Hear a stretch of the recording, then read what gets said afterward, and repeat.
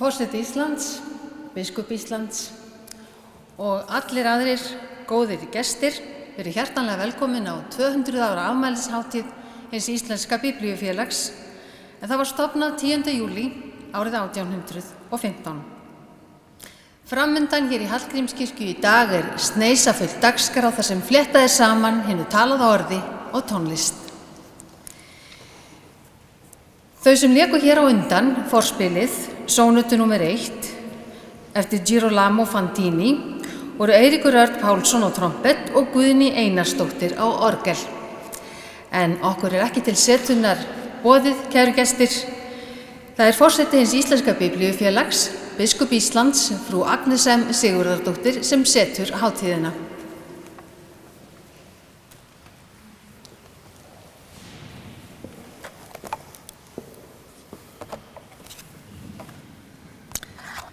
Forseti Íslands, foreign guests, kæru vinir. Það mér heiður og gleði að bjóða ykkur velkomin hingað í Hallgrímskirkju í dag til að fagna á 200 ára afmæli hins íslenska biblíufélags. Eins og þið sjáið þá yfirskrift dagskrárinnar tekin úr sálmi eftir sem við syngjum hér á eftir.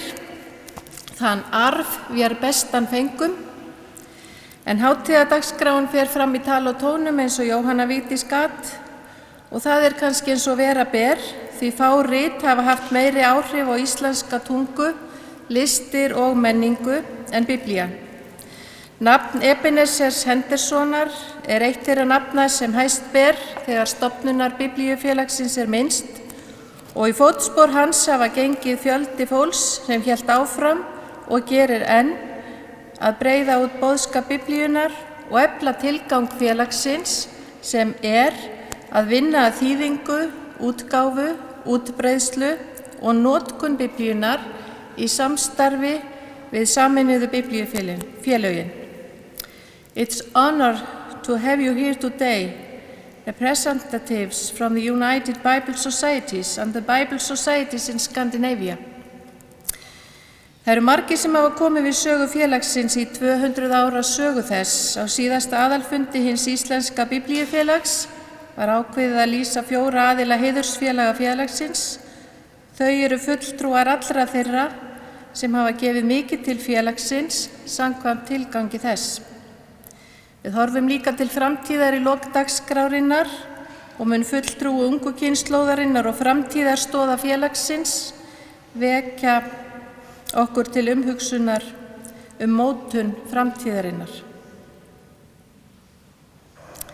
Við skulum njóta dagskrárinnar hér og biðjum Guð að blessa hana og allt það sem hér fer fram og okkur öll sem saman hér komin, og við skulum þakka í Jesú nafni.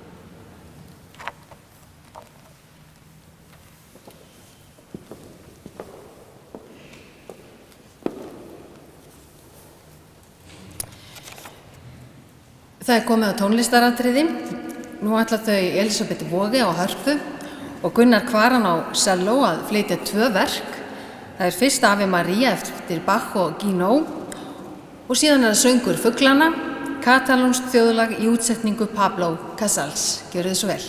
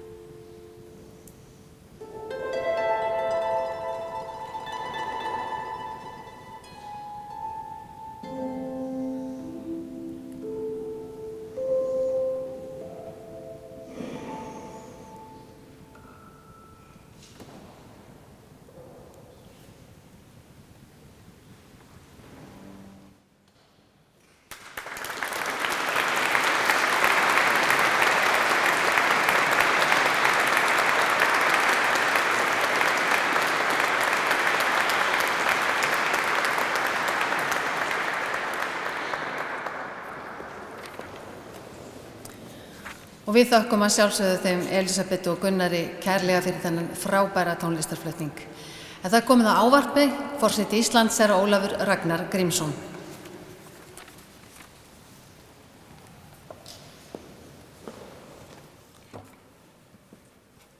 Biskup Íslands,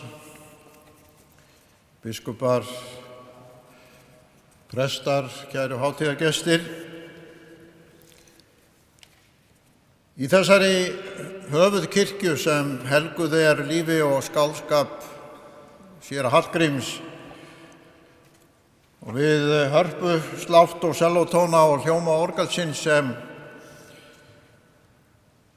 fært hefur listina í hæstu hæðir komum við hér saman til að minnast þeirra sem stofnuðu félag í fátæku þorpi að lokinni messu í Guðshúsi sem landsmenn kusuðu að nefna Dómkirkju, þótt það tignarheiti stingi kannski stúf við hrörleg timburhúsin, torfkofana, moldargötur og opin ræsi. Þorpið varð svo í fyllingu tímans að blómlegri borg, iðandi vettvangi mannlífs, menningar og lista, fundarstaður leiðtoga heimsins, margfræg vítt veröldina. En sú sýn var fjarri hinum fámenna hópi sem kom saman fyrir 200 árum að lokinni messu. Kannski líkust hulduheimum ef einhver hefði reynt að beina hugum þeirra að slíkri þróun. Og kannski er það á svipaðan hátt okkur framandi. Að skilja til fulls hve fátæklegur, hrörlegur og jafnvel dapur bragur var á reykvíska þorpinu þegar hið íslenska biblíufélag var stofnsett fyrir 200 árum. Nafnið enn metnaðarfyllra í ljósi vanefnanna allt í kring og hve dimmar horfurnar voru í málefnum landsins. Skólinn hafði í nokkru áru verið fluttur vegna niðurníðslu frá Hólavöllum til Bessastaða. Og þótt sagan hafi síðar varpað ljómi á lærdómsveitina sem þar sat næstu áratugi, var slíkur bjarmi andans enn hulinn móðu óvissu og erfiðleika þegar félagið var stofnað. Sveinbjörn Egilsson, þá við nám í Kaupmannahöfn, búningur hans á helgum textum og heimsum ból, enn í húfi Guðs. Jónas Hallgrímsson að föndra við legg og skel heim á Hrauni, og Jón Sigurðsson lítill snáði á Hrafnseyri við Arnarfjörð. Veggferð hinnar fátæku, fámennu þjóðar við nyrsta haf til sjálfstæðis og fjölþættrar, blómlegrar menningar var þá algjörlega framandi öllum þeim sem landið byggðu, án nokkurrar fótfestu í hugum þeirra. Samt sótti sveitin sem stofnaði hið íslenska biblíufélag metnað og styrk í hugsjónina að efla sess hinnar helgu bókar með útgáfum hennar á íslensku og óf þannig í heildarsýn arfleifð og tign tungumálsins og boðskap kristninnar, frásagnir beggja testamentana, sem og gildi trúarinnar sem var svo samofin sögu og menningu Íslendinga að ekki verður sundurslitið. Það gleymist oft í orðræðu okkar tíma þegar krafist að kristnum textum sé ýtt til hliðar í skólum landsins og við uppeldi æskunnar, að menning og veggferð Íslendinga frá landnámstíð til þessarar nýju aldar, rösk 1000 ár í sögu þjóðar, verða ekki skilin til hlítar án þekkingar á kristnum fræðum. Frásagnir biblíunnar, sess og þróun kirkjunnar, störf presta í byggðum landsins séu í reynd öllum kunn og að verðleikum metin, að viðurkennt sé af heilum huga að hin helga bók og trúarskáldskapur Íslendinga sjálfra eru burðarstoðir í sjálfsvitund þjóðarinnar, í samfelldri sögu okkar og einnig í nýsköpun, bókmennta, lista og samfélags á okkar tímum. Sá sannleikur hefur birst okkur í mörgum myndum. Í sálmi Kolbeins Tumasonar sem 8 öldum síðar er öðrum oftar sunginn við jarðarfarið. Í mannanöfnum sem Hornstrendingar og íbúar Jökulfjarðar sóttu löngum í Gamla testamentið.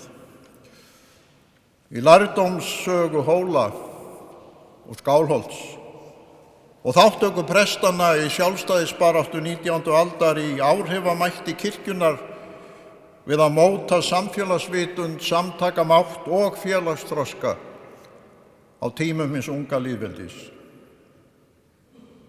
Og í störfum kirkju sem nú velur presta og biskupa á grundvelli lýðræðisvilja fólksins sjálfs. Þessi sannleikur birtist okkur líka í nýsköpun bókmennta og lista. Í trúarstefum óperunnar sem poppari blómatímans færði okkur í fyrra sem fullþroska tónskáld. Í nýrri útgáfu Passíusálma sem byltingarsinni úr röðum 68 kynslóðarinnar klæddi sem lærdómsmaður í búning öndvegisrits, í málverkunum sem nú prýða Hallgrímskirkju og í flutningi mótettukórsins á Salómon fyrr í ágúst. Biblían, Hendel og hin unga kynslóð í íslensku tónlistarlífi urðu eitt í einstæðum flutningi. 1000 ára trú, texti, tónlist og saga í tignarstól æðri lista. Kraftar hins íslenska biblíufélags beindust vissulega í öndverðu og jafnan síðan að útgáfu hinnar helgu bókar á tungu fámennar þjóðar.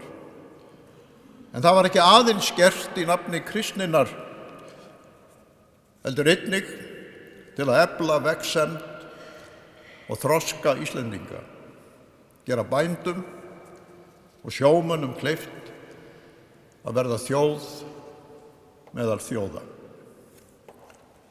Og nú að 2 öldum liðnum erum við hér saman komin til að þakka stofnendunum og reyndar líka öllum þeim sem helgað hafa Biblíufélaginu krafta sína. Þökkum fyrir framlag þeirra til menningar og helgihalds Íslendinga, heiðrum félagið sem orðið hefur hið elsta meðal okkar. En sækjum líka í sögu þess vegvísa dýpri skilning á arfleifð þeirra sem skópu það Ísland sem við nú njótum. Ættjörð sem vissulega getur áfram boðið börnum sínum andlegan þroska og gjöfult líf.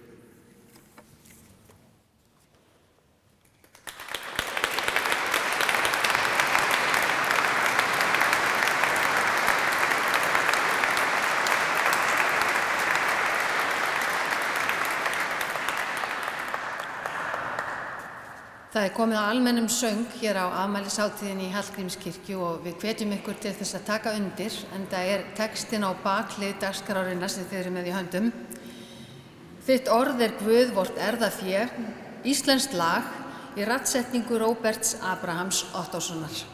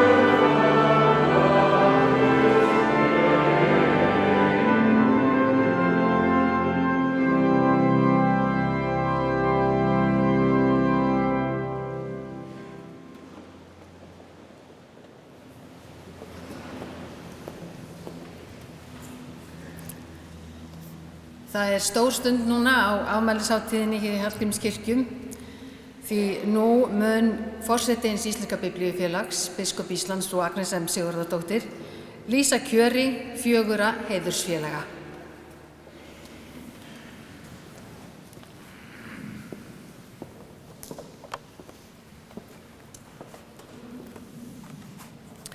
Eins og framkom hér í upphafi þá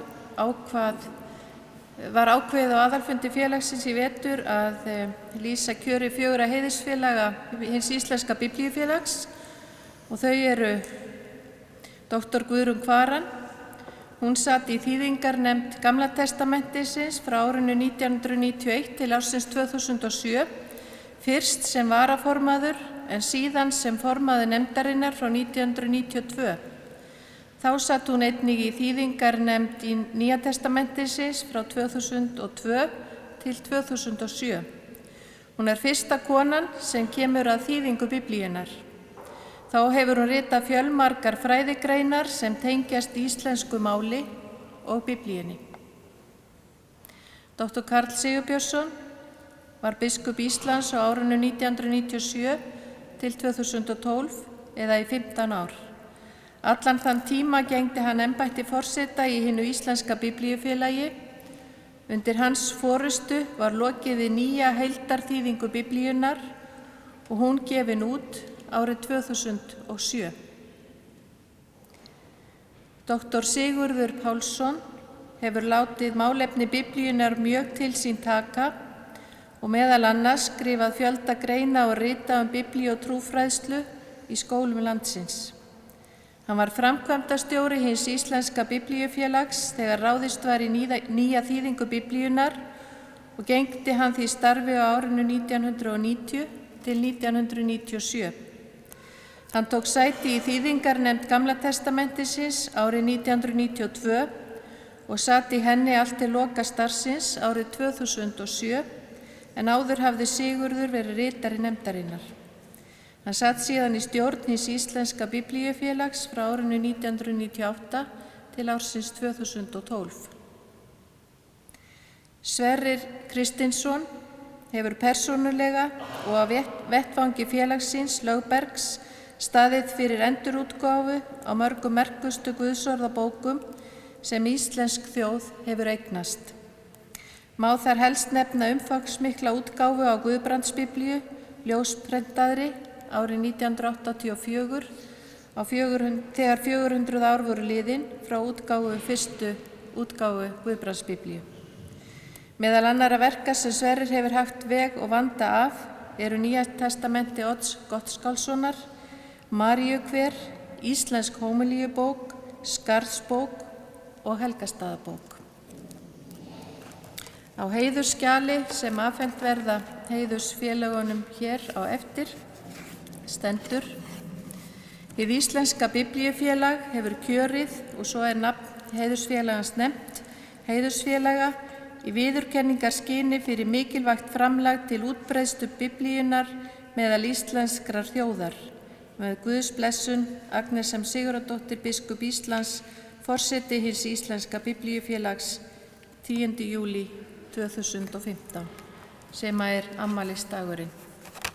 Og nú vil ég biðja 4 heiðursfélagana að koma hér upp og taka við heiðursskjalinu.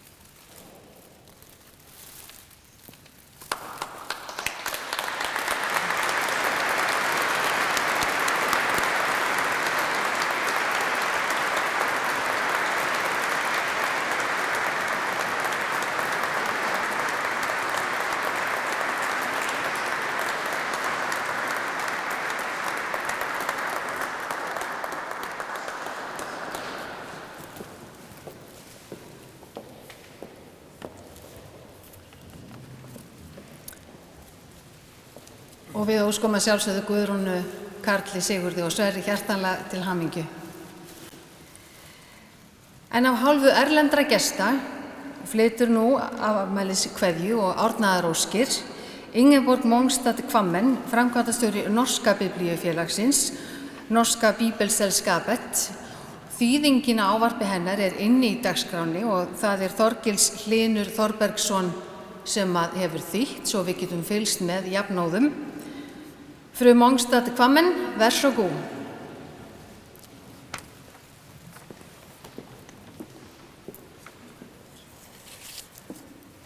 president, biskop av Island, ærede venner av Bibelselskapet, kjære storesøster, gratulerer med dagen.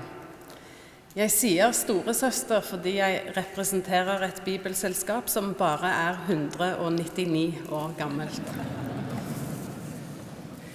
Det er en ære for meg, på vegne av den store bibelselskapsfamilien, å være den som overbringer en gratulasjonshilsen i dag. Det er en stor familie vi er del av. Bibelselskapene opererer i mer enn 200 land og territorier. Og i dag er vi representert fra Finland, fra Sverige, fra Norge og fra vår globale organisasjon United Bible Societies. Og vi er her for å feire at familien vår har gjort Bibelen tilgjengelig for alle her på Island i 200 år. Men enda viktigere enn å feire fortiden er det å bruke denne anledningen til å tenke strategisk på fremtiden. Hvordan kan vi, Bibelselskapsfamilien, best mulig utruste kirkene til å dele Guds ord? Hvordan kan vi i Bibelselskapsfamilien gjøre en positiv global forskjell? Når vi denne helgen feirer 200 år, så skal dere vite at dere ikke er alene med å feire.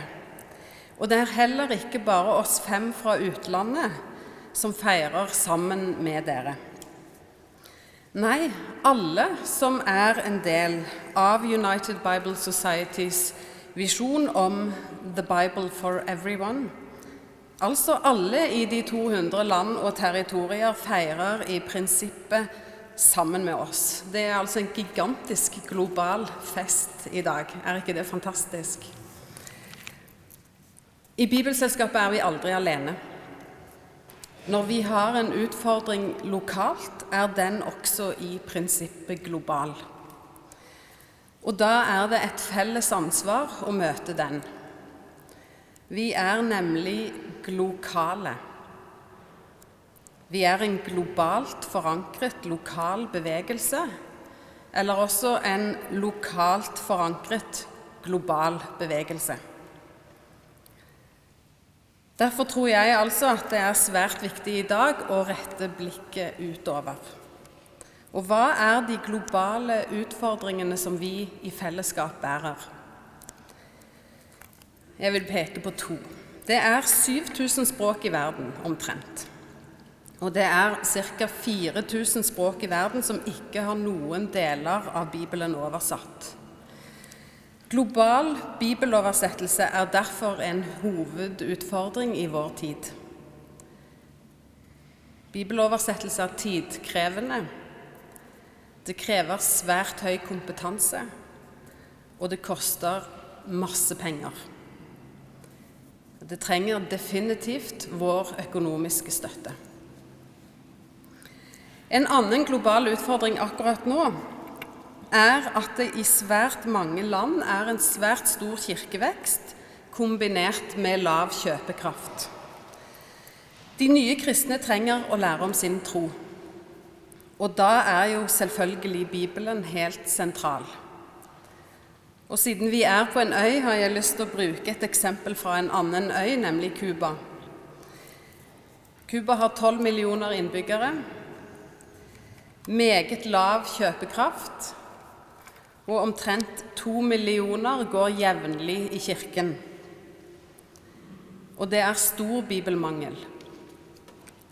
For noen år siden spurte vi kirkelederne på Cuba hva det umiddelbare bibelbehovet var, dersom de skulle dekke behovet bare for de troende. Og behovet var 1 million bibler. Familien av Bibelselskap satte derfor i gang en global kampanje. 1 million bibler til Cuba. Og vi har nå, blant annet ved hjelp av det islandske bibelselskap, kommet nesten halvveis. Så den andre globale utfordringen er altså å gi troende i land som Cuba en bibel til en pris de faktisk kan betale. Og da må biblene subsidieres. Og det er her vi, resten av bibelfamilien, kommer inn i bildet. Kjære storesøster, vi tilhører en stor søskenflokk. Vi har også egne utfordringer.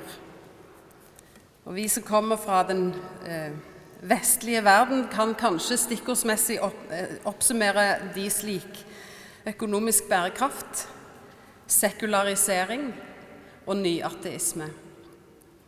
Men som sagt, så synes jeg vi skal bruke anledningen i dag til å spørre oss selv hvordan kan vi gjøre en positiv global forskjell. Og da er det altså 2 hovedområder vi fra det tross alt svært privilegerte nord kan bidra inn mot. Og det er global bibeloversettelse og global bibeldistribusjon. Vår oppgave som bibelselskap, uansett hvor vi er i verden, er å utruste kirkene til å dele Guds ord. For som Paulus sier i Romerbrevet kapittel 10, så kommer da troen av det budskapet en hører, og budskapet kommer av Kristi ord. Igjen, gratulerer med 200 års bibelarbeid på Island. Jeg håper i dag er en inspirasjon til å fortsette i 200 år til. Takk.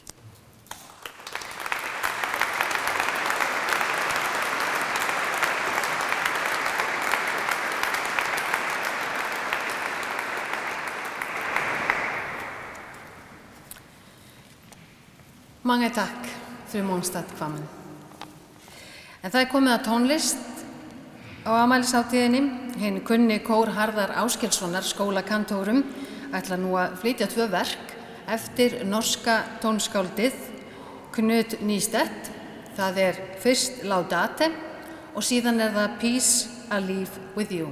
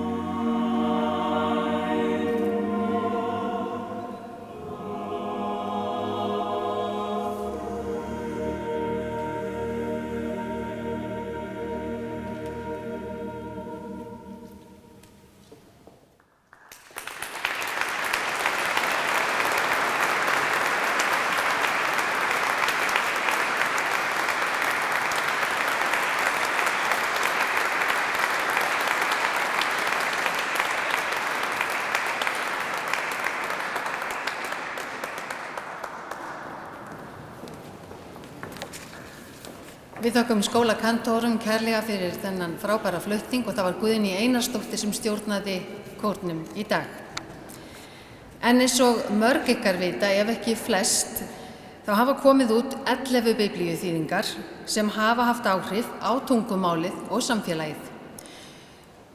Nú verður lesið úr biblíuþýðingum frá ýmsum tímum og þau sem lesa eru Dögg Harðardóttir, Karl G. Smith, Erling Snorrason, Helgi Guðnason og dr. Auður Eir Vilhjálmsdóttir.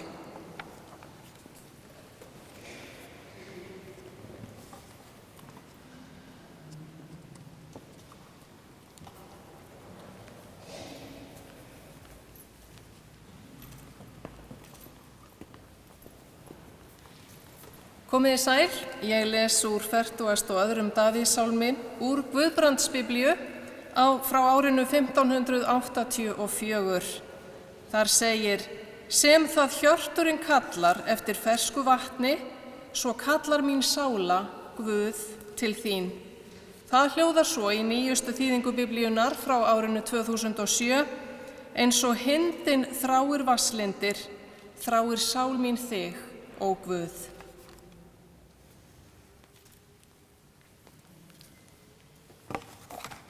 Ég les úr Viðeyjarbiblíu frá árinu 1841. Rödd nokkur sagði: kalla þú. Hann sagði: hvað skal ég kalla? Allt hold er sem gras og allt þess ágæti sem akur blóm.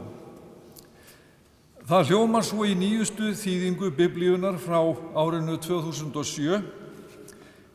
Heyr, einhver segir: kalla þú, og ég svara: hvað skal ég kalla? Allt hold er gras og allur yndisleikur þess sem blóm vallarins.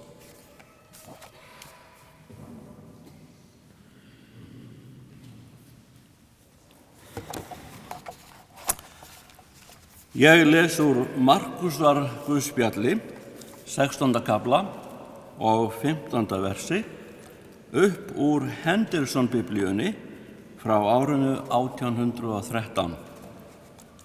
Og hann sagði til þeirra: farið út allan heiminn og predikið evangelium allar skepnu. En það hljómar svo í nýjustu þýðingu biblíunnar frá árinu 2007. Jesús sagði við þá: farið út allan heim og predikið fagnaðarerindið öllu mannkyni.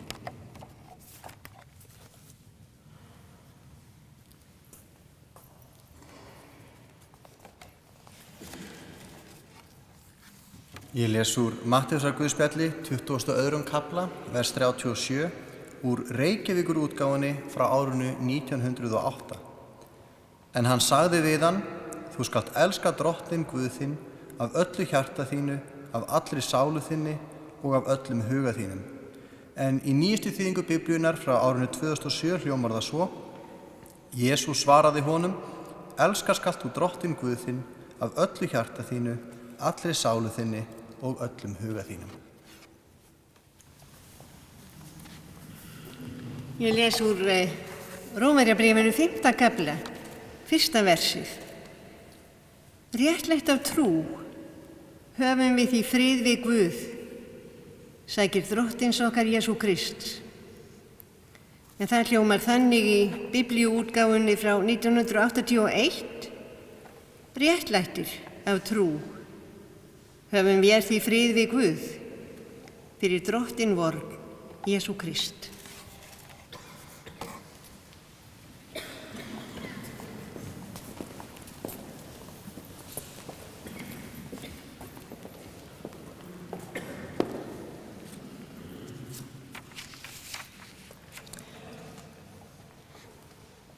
Takk kærlega fyrir lesturinn.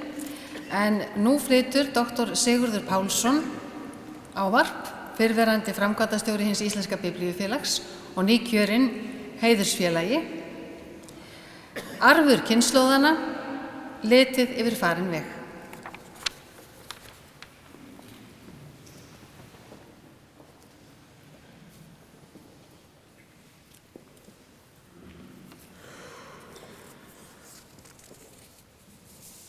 Árið 1584 kom fyrsta heildarútgáfa biblíunnar út á íslensku, svo nefnd Guðbrandsbiblía, og var hún prentuð á Hólum.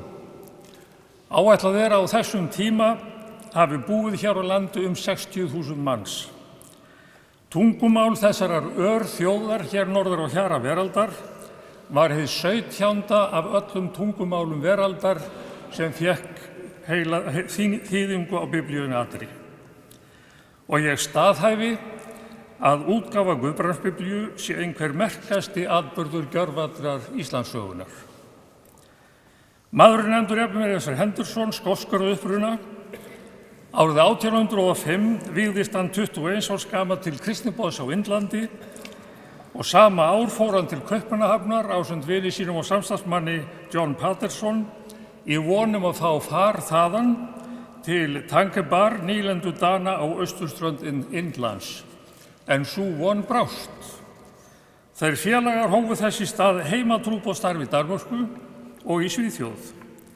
Í upphafi árs 1806 fengu þeir bréf frá söfnuði sínum í Skotlandi þess eðlis að ráðlegast væri að hætta við trúboð á Indlandi. Í stað þess skyldu þeir halda áfram starfi sínu í Danmörku og Svíþjóð. Síðar þetta sama ár kynntust þeir Íslendingnum Grími Thorkelín, ríkisskjalaverði í Kaupmannahöfn, og kynnti hann Ísland og Íslendinga fyrir þeim félögum.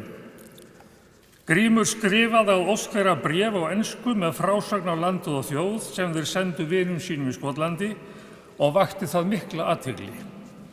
Árið eftir var þessi Íslandskynning Gríms birt í ársriti hins breska og erlenda biblíufélags. Var bréfið tekið fyrir einnig á stjórnarfundi félagsins og þar var samþykkt að félagið skyldi stuðla að nýrri útgáfu Nýja testamentisins á íslensku og sömuleiðis var samþykkt að leggja fram fé til undirbúnings prentunar allrar biblíunnar. Sú biblía kom út í árslok 1813 og var sú biblía sem Ebenezer Henderson hafði með sér. Upplag biblíunnar var 5.000 eintök og hér var að ræða svokallaða Þorláksbiblíu sem Þorlákur biskup Skúlason dóttursson Guðbrands Þorlákssonar hafði gefið út og var að mestu endurútgáfa Guðbrandsbiblíu. Henderson og samstarfsmaður hans höfðu skrifað hinu breska og erlenda biblíufélagi og lagt til að maður yrði sendur með bókunum til Íslands til þess að sjá dreifingu þeirra. Þessu var vel tekið og bauðst Ebenezer Henderson til fararinnar. Hann lagði af stað til Íslands 5. júlí 1814.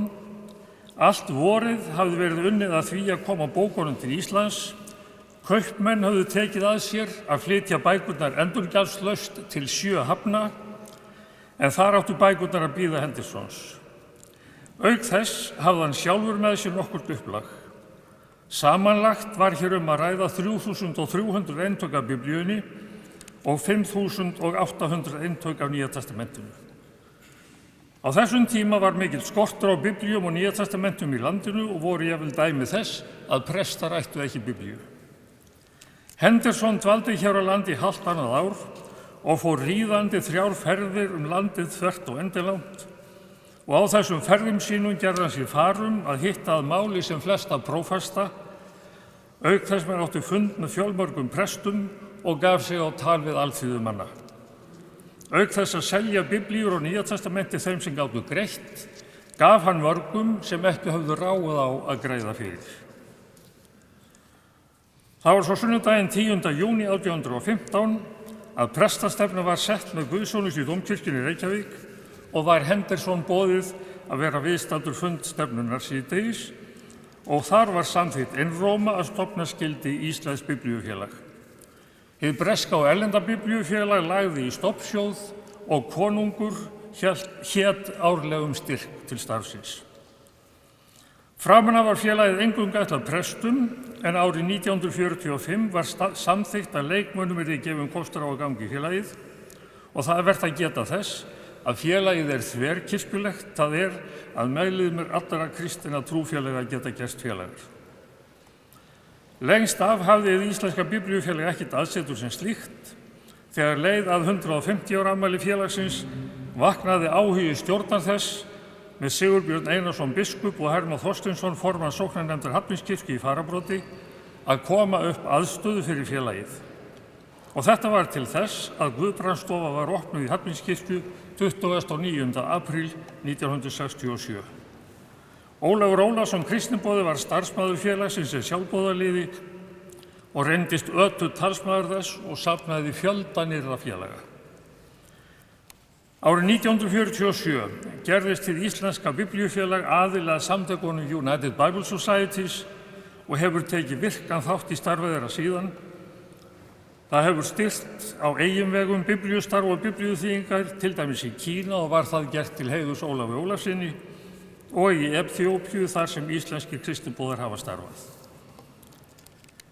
Með stofnun hins Íslenska Biblíufélags færðist útgáfan að fullu inn í landið og þegar var hafist handa við að vinna að nýrri þýðingu, Nýja testamentið kom út árið 1827 og Biblían í heild sinni 1841. Það er Viðari Biblía. Árið 1887 sótti hið Íslenska Biblíufélag styrk frá breska félaginu til nýrrar þýðingar. Það verk hófst þó ekki fyrr en 10 árum síðar og kom sú þýðing út 1908. Þegar kom fram á 7. áratug 20. aldar var ákveðið að hefjast handa við nýja þýðingu Biblíunnar. Það þótti þó aðkallandi að ný Biblía kæmi út sem fyrst og var því að sinni látið nægja að þýða Guðspjöllun og Postulasöguna og endurskoða þýðingu bréfanna í Nýja testamentinu og Gamla testamentið. 10. útgáfa Biblíunnar úr íslensku kom síðan út árið 1981. Árið 1990 var undirritað samstarfssamningur milli hins Íslenska Biblíufélags og Guðfræðistofnunar að ljúka nýrri þýðingu Biblíunnar. Aðalþýðandi Gamla testamentisins var ráðinn dr. Sigurður Steingrímsson og aðalþýðandi Nýja testamentisins Jón Sveinbjörnsson prófessor. Skipaðar voru þýðinganefndir fara skyldi yfir þýðinguna í samvinnu við þýðendur. Og eins og getið hefur verið þegar, þá kom Biblía 21. aldar út árið 2007. En stór spurning lifir með okkur öllum: hvað ber framtíðin í skauti sínu?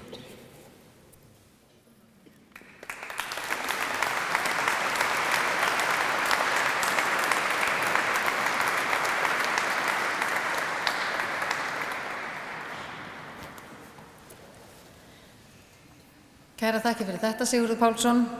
En í tilefni af 200 ára afmæli hins Íslenska Biblíufélags þá hefur Bjarni Gunnarsson samið sálm við ljóð eftir bróður sinn Guðlaug Gunnarsson sem nú verður frumfluttur af Karlakór KFUM sem nú er búin að taka sér stöðu hér í kirkjunni og stjórnandi er Laufey Geirlaugsdóttir. Gjörið þið svo vel.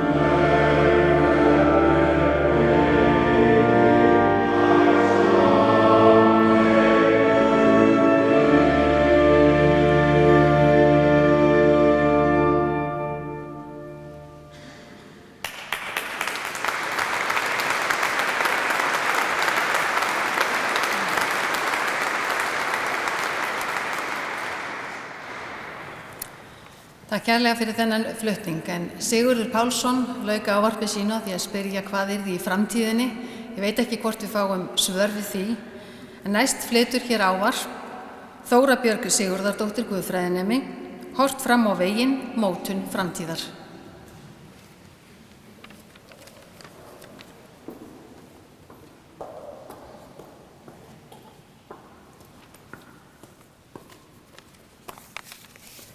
Forseti Íslands, biskup Íslands og kæru gestir, ég vil byrja á því að óska okkur öllum til hamingju með stórafmælið.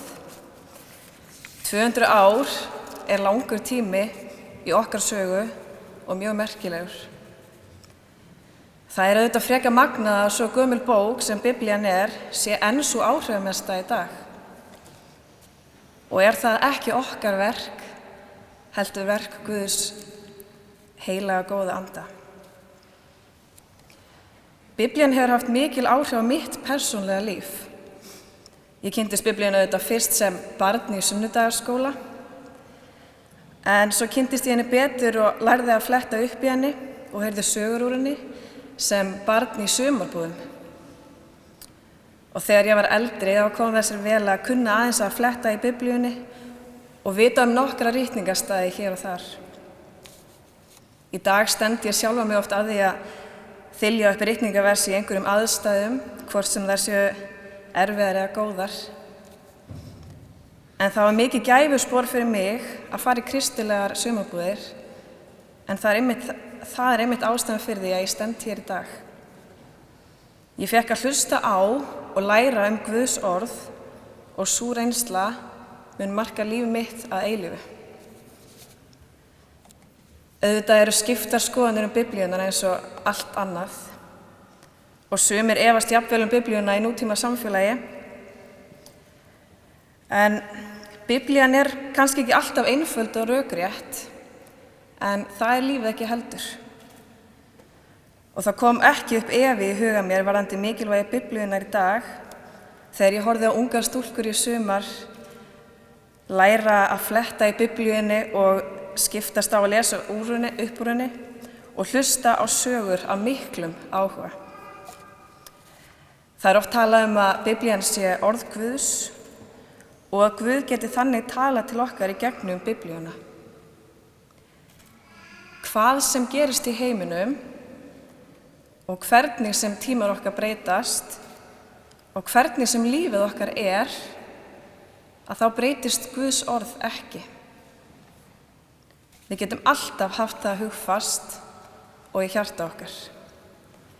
Biblían okkur leiðarvísir í lífinu og sama hvað á dynur og sama hvaða ár getum við alltaf leitað í hana.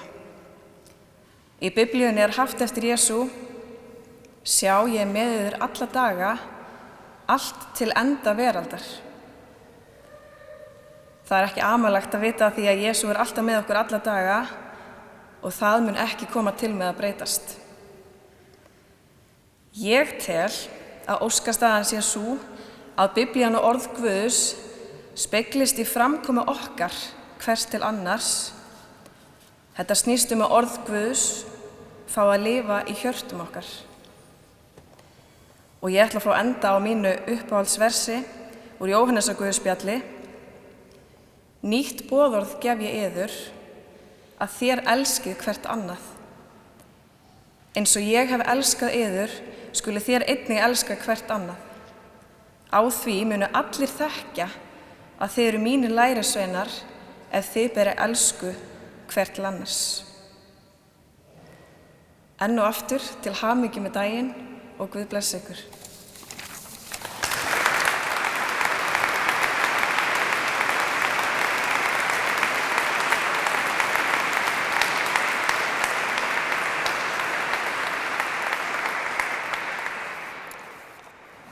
Kæru gestir, það komið að lokum 200 ára afmælishátíðar hins íslenska biblíufélags hér í Hallgrímskirkju.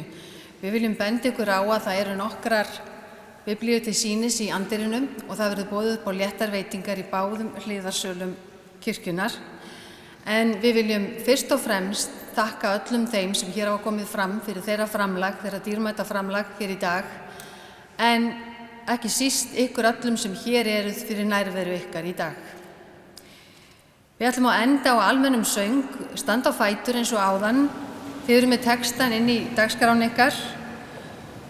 Gefðu að móðurmálið mitt eftir Hallgrím Pétursson og lagið er eftir Martin Luther. Undir leika þau Eiríkur Örn Pálsson og trömpet og Guðný Einarsdóttir og orgel eins og í byrjum og tökum nú rösklega undir.